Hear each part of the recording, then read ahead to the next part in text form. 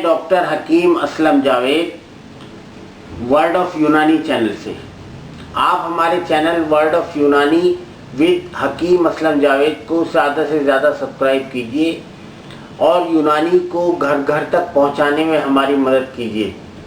और हमारी जो वीडियोस होती हैं वर्ड ऑफ यूनानी पर, जो मुख्तलिफ़ बीमारियों के बारे में होती हैं, उनको ज़्यादा से ज़्यादा शेयर कीजिए।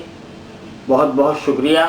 आज हम आपसे बात करेंगे बीमारी की असल वजह जो है मैदे के फेल में ख़राबी। यानी मैदा जो है एक तरीक़े से बीमारियों की माँ होता है। उम्मुल अमराज मैदे को कहा गया है यूनानी तरीक़ा इलाज में। उसके बारे में हम आपको बहुत मुख्तसर तौर पर बताना चाहेंगे कि मैदे की ख़राबी की वजह से जो है बहुत सारी बीमारियां जो हैं पैदा हो जाती हैं, और यही असलियत है। ये एक मुसल्लिमा अम्र है कि इंसान की सेहत में आमतौर पर जब कभी ख़राबी पैदा होती है, इसकी असल वजह मैदे के फेल की ख़राबी होती है। और मैदे में ख़राबी पैदा होने की वजह ग़िज़ा की बेएतदाली, ज़्यादा खाना और देर हज़म और सक़ील ग़िज़ाओं का इस्तेमाल है। डॉक्टरों, हकीमों और वैद्यों का तस्लीम शुदा मसला है कि आदमी कम खाने से बीमार नहीं होता है। डॉक्टरों, हकीमों और वैद्यों का ये तस्लीम शुदा मसला है कि आदमी कम खाने से बीमार नहीं होता है, बल्कि हमेशा खाने में ज़्यादती और बेएतदाली ही इसकी सेहत की ख़राबी का बाइस होती है। जिस तरह इंसान ज़्यादा मेहनत करने से थक जाता है, इसी तरह अगर मैदे पर भी ज़्यादा बार या ज़्यादा बोझ डाल दिया जाए तो वो भी थक कर अपना कुदरती फेल छोड़ देता है, और उसकी वजह से मैदे में फितूर पैदा होकर और हज़म ख़राब होकर मुख्तलिफ़ किस्म की बीमारियों का बाइस बन जाता है। जो ग़िज़ाएँ हम खाते हैं, इनमें से बाज़ जल्द और बाज़ देर में हज़म होने वाली होती हैं।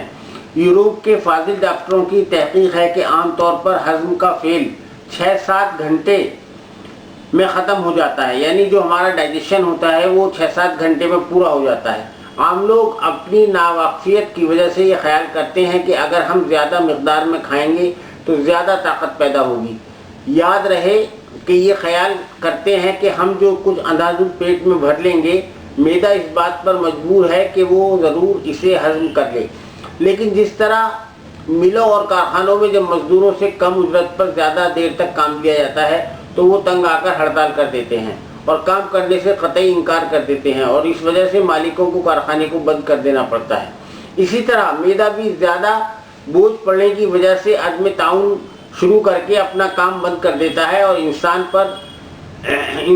पर दर्द और तकलीफ़ का ऐसा पहाड़ तोड़ देता है कि इसके तदारुक के लिए हकीमों और डॉक्टरों के पास जाना पड़ता है, दौड़ना पड़ता है, जहां फ़ीस और दवा की कीमत अदा करने के अलावा जुर्माने में कई रोज़ तक बैतुल खला की नौकरी करनी पड़ती है, और अपने किए गए की सज़ा में कई रोज़ तक फाक़े इसके अलावा करने पड़ते हैं, जब कहीं जाकर तबीयत काबू में आती है।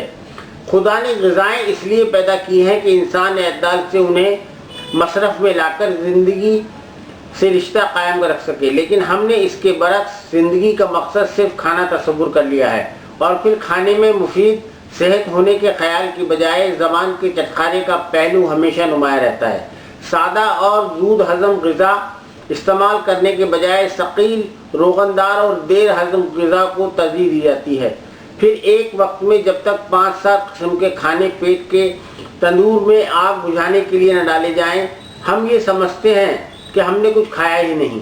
मुख्तलिफ़ किस्म की ग़िज़ाएँ बैक वक्त खाई जाती हैं।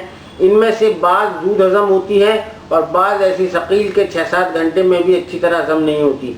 और इसी तरह जब एक मैदे में मुख्तलिफ़ औक़ात में हज़म होने वाली ग़िज़ाएँ एक साथ मौजूद होती हैं या पै दर पे भरी जाती हैं, तो इसका नतीजा लाजमी ये होता है कि मैदे में पकने या हज़म होने के फेल में यकसानियत होने के बजाय ग़िज़ा का कुछ जुज़ तो जल्द हज़म हो जाता है और कुछ असली हालत में अपनी देर तक कायम रहता है, जिसके हज़म करने के लिए मैदे को ज़रूरत से ज़्यादा मशक्क़त करनी पड़ती है।